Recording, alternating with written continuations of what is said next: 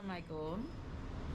Salam Mhm. Kak, Mbak Yuni. Iya sayang, ada yang bisa Mbak dibantu? Yuni, aku dari kemarin saya tuh mau hubungin Mbak Yuni tapi susah. Iya sayang.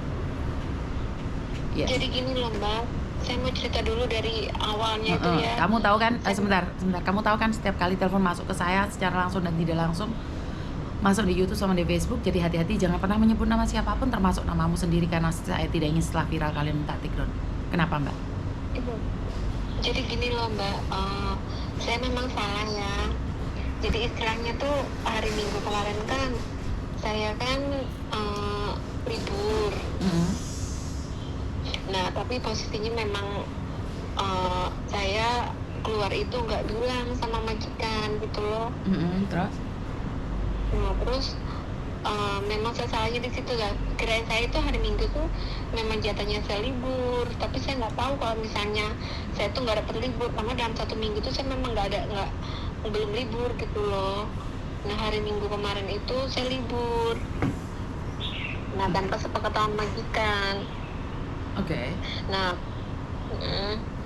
udah gitu majikan marah kalau saya tuh libur nggak bilang. Memang saya salahnya di situ gitu loh Mbak Yuni. Nah posisinya waktu itu saya pergi itu kan ada sesuatu hal. Saya ditelepon suruh balik ke rumah, tapi posisinya majikan udah nggak ada. Majikan tuh udah pergi gitu loh. Saya mau pamitan, majikan udah nggak ada. Terus sore saya datang lagi ke rumah, majikan belum pulang. Sampai saya menunggu majikan saya di taman. Saya nunggu depan rumah. Hampir 1,5 jam saya nunggu di depan rumah.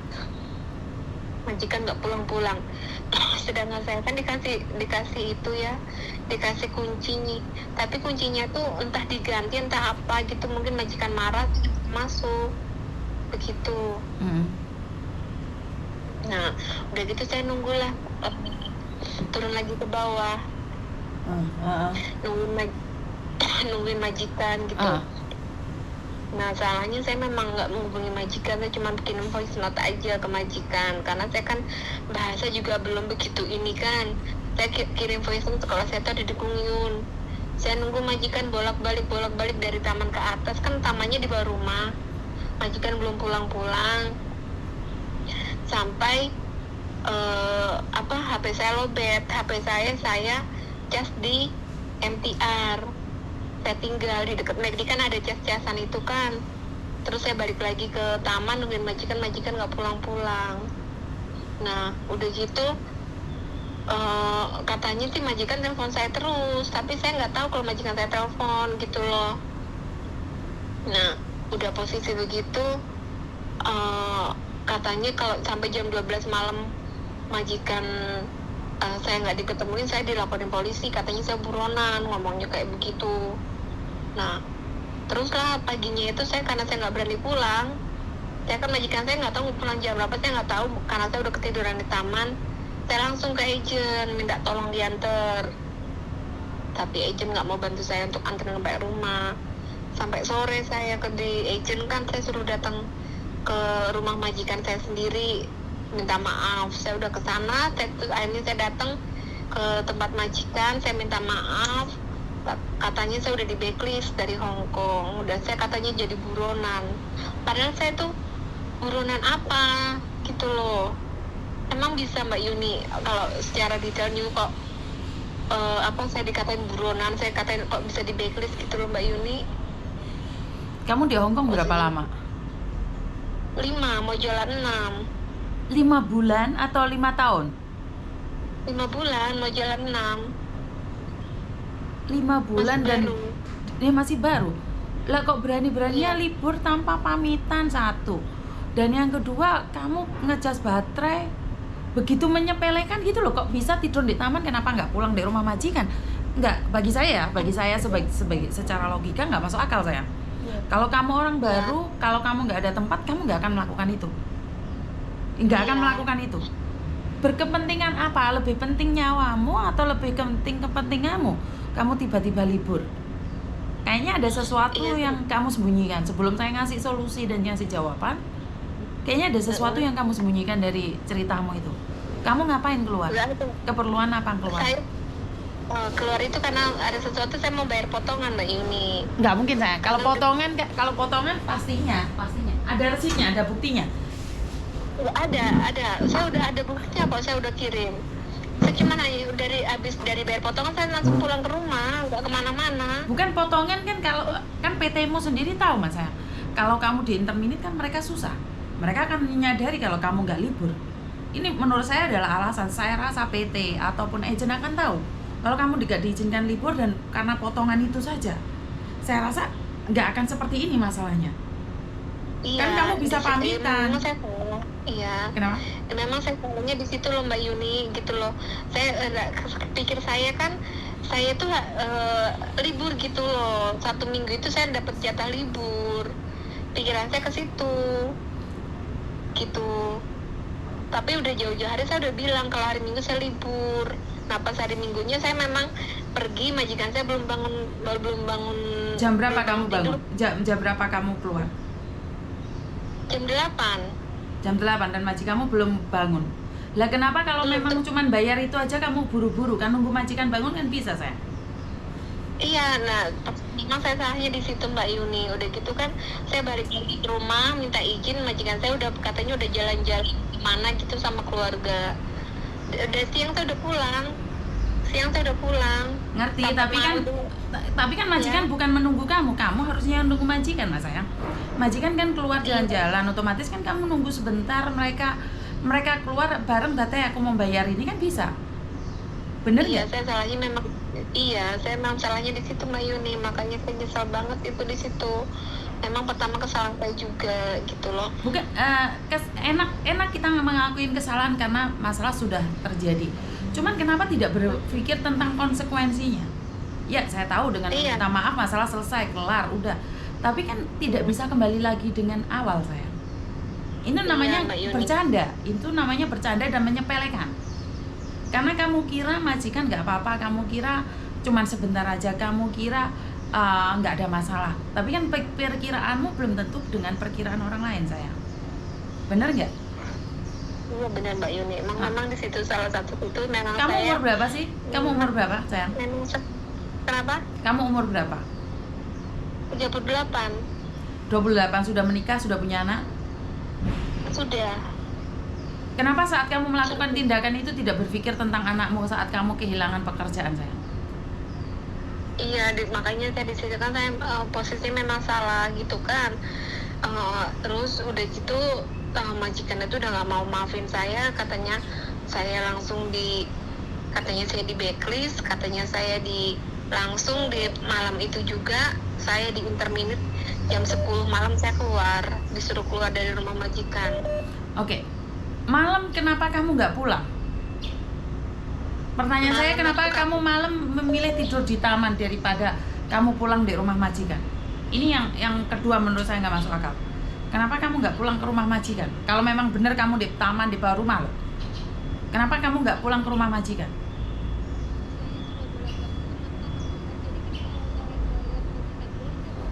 Halo? Halo? Dengar nggak Mbak? Tapi kan saya nggak pulang-pulang gitu loh. Nggak dengar aku, nggak. Mungkin Sorry nggak dengar. Kenapa? Jadi gini loh Mbak, jadi posisi rumah taman itu bukan di tamannya itu enggak, jadi di bawah rumah flat itu kan ada tempat duduk, nah atasnya kan taman. Jadi kalau majikan saya pulang, saya lihat majikan saya itu pasti lewatnya situ. Saya nungguin majikan saya nggak tahu pulang jam berapa gitu loh. Karena saya udah bolak-balik dari bawah ke atas sampai nunggu depan rumah itu majikan nggak pulang-pulang. Saya dari habis bayar potongan saya udah pertama nunggu depan rumah majikan dari jam berapa saya Bukan yuk. Kan jam 9, jam 10 kamu ada pulang nggak ke rumah majikan? Pulang, saya pulang. Terus? Sampai tanya nama itu apa kan biasanya kan saya bawa kunci, tapi kuncinya kan mungkin digantikan karena majikan marah gitu. Saya pulang sampai jam 11:30 saya bolak-balik dari bawah ke atas gitu loh. Kenapa kamu bilang katanya tadi ngecasin HP majikan, telepon sampai jam 12 nggak pulang akan dipokingin, tapi kenapa kamu bilang pulang? Bingung kan jadinya? Gini loh Mbak Yuni, jadi waktu katanya ya kan batu saya kan nggak punya power bank. Nah saya sampai pinjem teman saya di mana di taman itu karena posisinya sama-sama libur kan. Jadi saya mau ngecas itu udah mau ngecas sedikit, teman saya udah mau pulang gitu. Akhirnya saya dikasih tahu teman saya kalau di MTR deket McD itu ada chargeran umum. Jadi saya ngecas HP di situ, saya tinggal, saya nitip, saya balik lagi ke taman, saya naik ke atas, majikan saya belum pulang juga. Gitu. Terus karena dari MTR ke rumah itu deket, posisi cuma 5 menit. Bukan, kamu kok tahu katanya majikan telepon terus HP-mu mati itu loh. Sampai jam berapa kamu buka HP-mu? Pertanyaan saya. Tapi nggak ada telepon masuk. Tapi katanya CC yang di Indo itu kata majikan saya telepon saya berkali-kali, tapi nggak ada panggilan masuk itu nggak ada. Berarti pakai nomor biasa, bukan pakai nomor WA. Kalau nomor WA kan ada bekasnya, tapi nomor biasa kan nggak ada bekasnya. Nggak ada nomor telepon, nggak ada nomor panggilan sama sekali, nggak ada sama sekali. Yang telepon cuma ya itu, saya telepon sama agent segala macem. Terus kamu telepon agentmu waktu kejadian hari Minggu itu, kamu telepon agentmu nggak? Saya telepon agent, tapi karena udah malam ya Mbak Yuni, jadinya nggak dibaca. Pagi-paginya langsung saya ke agent minta solusi gimana. Akhirnya saya seharian di agent, langsung saya suruh datang ke pasar, nemuin majikan. Pertama saya di rumah karena majikan saya kan nggak ada. Akhirnya saya ke pasar sama di toko karena majikan saya punya toko di itulah daerah situ sama pasar. Saya datang nemuin mereka, saya minta maaf, saya belum sempat minta maaf sama majikan saya, udah kamu capir kata gitu. Terus yang jadi pertanyaanmu setelah aku paham keadaanmu apa sih? Jadi gini loh posisinya, saya gimana ya Mbak Yuni, ceritanya saya sebenarnya memang benar-benar sebenarnya saya tuh pengen notif, tapi bukan sekarang gitu loh, karena posisinya kan saya masih potongan. Udah gitu kan karena saya memang udah nggak tahan juga sama majikan saya di majikan saya itu dari pertama sampai mau saya di interminit itu, saya tuh kayak gimana ya, pekerjaan saya tuh kayak bukan, saya tuh kok dikerjakan di toko juga, kerjakan di pasar juga gitu loh. Dari pagi sampai siang saya di rumah, dari siang sampai kadang jam 8 saya di toko, di pasar. Itu sebenarnya boleh nggak Mbak Yuni kalau kayak gitu? Itu pertama tidak boleh, tapi kan sekarang yang kamu tanyakan ini kamu mau nge-break atau di interminit, atau memang kamu melakukan ini dengan sengaja biar di interminit tuh? Enggak, bukan di.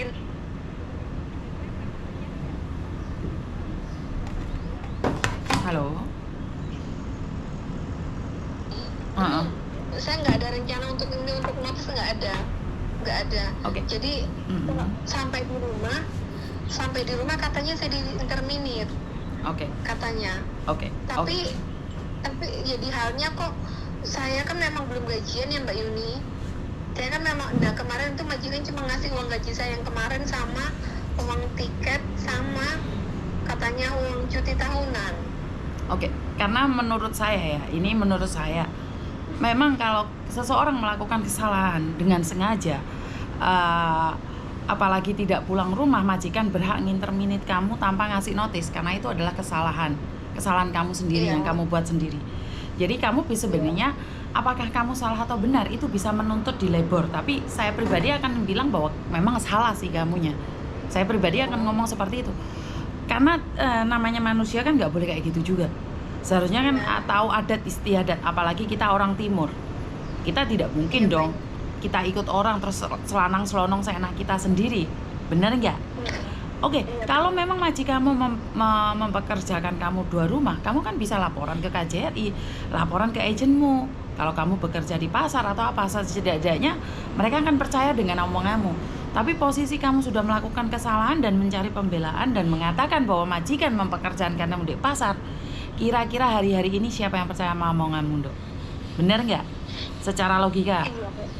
Sebenarnya saya kan dari kayak gini juga, saya juga cerita sama agent, saya udah pernah cerita kalau saya tuh sebenarnya saya dipekerjakan saya sebelum kejadian ini saya udah cerita sama agent sana sama agent yang di sini juga saya udah cerita. Terus tanggapan mereka?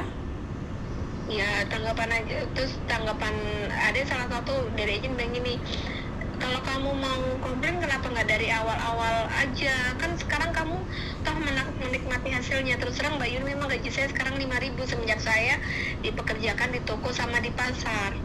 Tapi kan istilahnya yang apa namanya, saya tuh jadi ketakutan gitu loh, karena banyak Pak D gitu loh. Takutnya karena Mbak itu bilang, awas loh ada Pak D, awas loh ada Pak D gitu loh. Ya iyalah, Jadi, saat kamu dikasih uang kamu diem, harusnya kan kamu komplain. Bener agentmu ngomong kayak gitu sayang. ya, saya juga nggak bisa, saya juga mau ngelawan majikan saya nggak bisa, karena dari gimana ya, po, takutnya majikan marah. Kenapa? Takutnya majikan tuh pikiran saya kalau misalnya saya nggak ke pasar, ke rumah itu, saya contohnya di rumah leha-leha atau tidur, padahal nggak ada sama sekali. Di rumah tuh CCTV banyak banget. Oke lah, kamu takut kamu leha-leha, dituduh leha-leha, tapi kenapa kamu tidak takut keluar tanpa pamitan sayang? Iya tuh Mbak Yuni, makanya saya ya salahnya memang itulah kecerobohan saya di situ. Oke, kita nggak bahas dari situ. Oke, kedepannya apa lagi? Karena sudah terjadi dan saya sudah paham. Kedepannya apa yang kamu mau? Kayak kamu menuntut uang notis, kan nggak bisa. Kamu sendiri yang keluar dari rumah. Aku bisa bilang kamu kabur dari rumah majikan. Walaupun kamu disuruh pulang kan akhirnya HP-mu mati lah. Ini banyak sekali yang bisa dikatakan oleh majikan. Lihatlah, aku mencari dia nggak ada dan kamu nggak pulang rumah. Setidaknya kalau kamu ada di depan rumah, kamu fotoin sampai jam berapa, kayak anak yang kasus nggak dibukain pintu, itu kan kamu bisa ada approve bahwa kamu memang ada di situ. Tapi kamu lihat pergi, atau kamu kan bisa duduk di security bawah. Bener nggak? Oh, iya, salahnya memang saya nggak difotoin gitu loh, kan mikir saya kan majikan cuma sebentar gitu perginya, atau ke makan malam kan biasa ke makan malam sampai malam kok nggak pulang-pulang. Saya mikirnya majikan saya tuh malah pergi kemana terus nggak pulang atau gimana, saya malah nggak taunya majikan saya dari siang sampai malam memang nggak di rumah gitu. Saya hubungi saya telepon, saya voice note pun nggak dibaca, hanya dibaca tapi hanya nggak dibalas. Kan dia tidak tahu kamu ada di mana. Kamu harusnya foto, aku sekarang ada di depan rumah, aku sekarang ada di taman. Saya foto, saya voice note, saya bilang saya foto, saya ada di rumah, saya ada di Kuyong, saya foto ke majikan tapi nggak direspon. Sampai jam berapa sayang? Saya sampai malam, saya bolak-balik sampai jam 11:30. Setengah 12 itu ada fotonya nggak? Kenapa? Setengah 12 itu kamu foto juga nggak sampai di taman setengah 12 itu? Enggak, dari situ kan HP saya udah lowbat kan. Saya pinjem mbak-mbak yang di situ lah, mbak-mbak itu juga udah mau, cuma nggak nyampe 10 detik. Sebentar, kan kamu bilang tadi sorenya kamu casin, bener nggak? Sorenya kamu casin? Bukan sore, itu malam. Jam berapa? Itu posisinya malam. Jam berapa? Iya, pokoknya udah jam 12 ke atas itu loh. Dan karena saya dikasih tahu sama mbak-mbak yang di taman itu, kalau ngecas HP mendingan di MTR dekat McD itu ada tempat umum. Kamu nggak ada baterainya dari jam berapa, Tondo? Aku kok bingung malah dengar ceritamu. Soalnya aku bingung dengar ceritamu karena tadinya kamu bilang cuman ketemu mbaknya sebentar liburan, katanya jam 8, jam 9, sekarang berubah jam 12 baru ngecas. Aku nggak tahu karena saya tidak mencari kebenaran. Sudahlah, aku nggak ingin tahu. Oke, terus kamu maunya apa sekarang? Maunya apa dulu? Kamu maunya apa? Enggak, ada yang bisa dibantu? Saya cuma mau itu, kalau ada kesempatan lagi gitu loh, saya pengen balik lagi ke Hong Kong gitu loh Mbak Yuni. Oke, pastinya karena kesalahan ini mungkin ada rekod jelek buat kamu di imigrasi. Apakah majikan atau agent bisa backlist kamu? Tidak. Majikan dan agent tidak bisa backlist kamu, tapi kemungkinan besar kamu visanya agak terkendala, itu yang benar. Jadi tergantung dari nasibmu. Kalau majikanmu nulisnya cuma sedikit, tapi kan imigrasi tidak percaya sepenuhnya kepada majikan, maka dia akan mempertanyakanmu apakah benar seperti ini, seperti itu, kenapa kejadiannya dan kapan, itu pasti ditanyakan. Jadi words against words. Jadi majikan mengatakan apa, kamu mengatakan apa, dan keputusannya ada di imigrasi.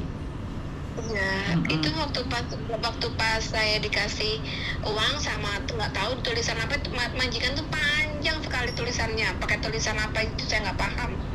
Lah kamu nggak minta fotokopi ya? Saya nggak boleh foto. Kalau kamu nggak Saya boleh nggak foto boleh. kan nggak boleh tanda tangan. Kamu nggak mau sama tanda tangan.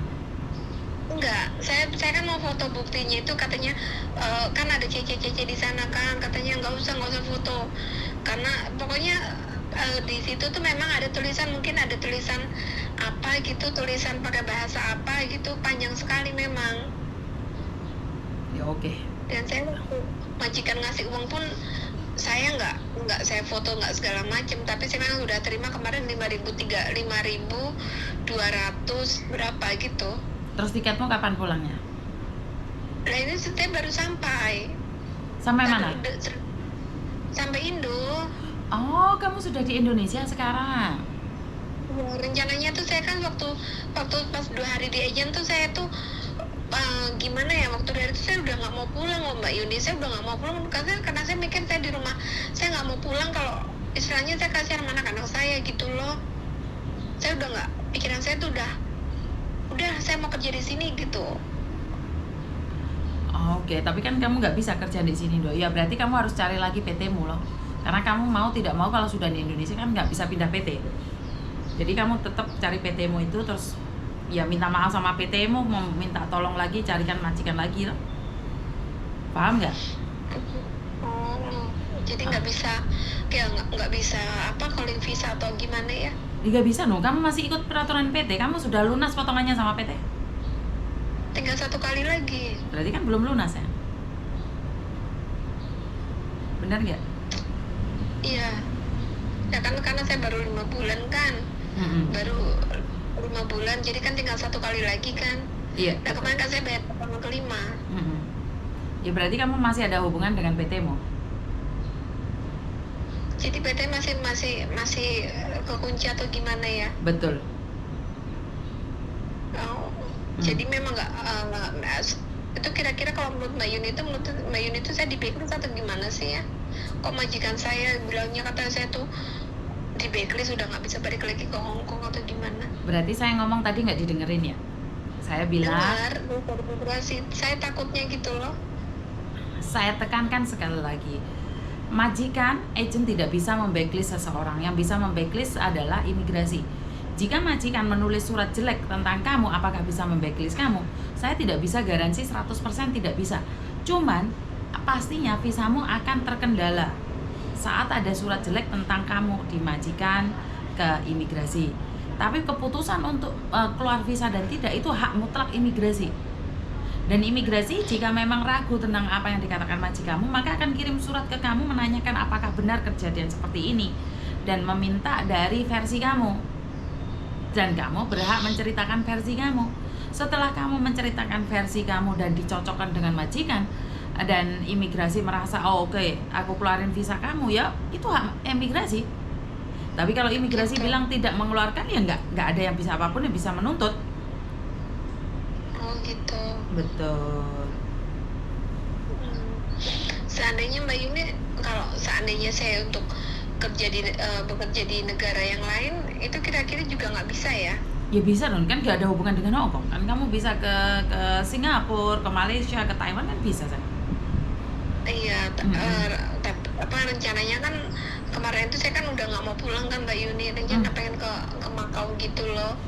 Tapi saya ya takut juga. Soalnya saya sendiri kan nggak berani jadi calo sponsor, jadi saya fokus untuk nolong kalian aja.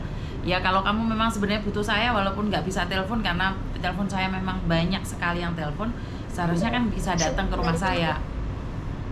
Dari kemarin pas saya kejadian keluar pun saya udah telepon Mbak Yuni berkali-kali, tapi nggak direspon gitu. Bukan nggak direspon sayang, yang angkat telepon 1 orang, yang telepon 100 orang, kan kelabakan akunya.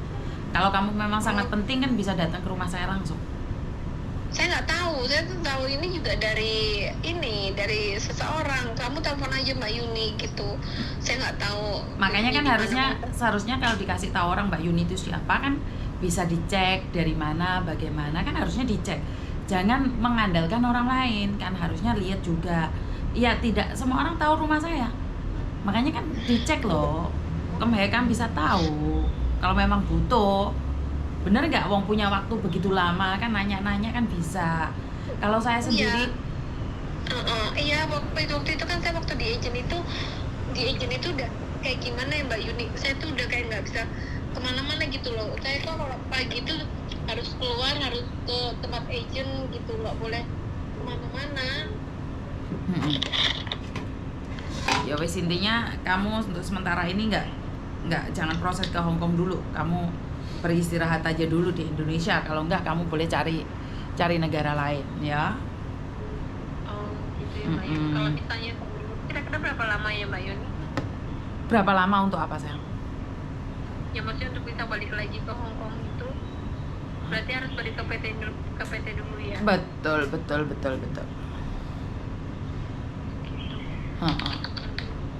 udah gitu aja Mbak Yuni. Oke, sama-sama sayang. Halo, bye-bye. Oke,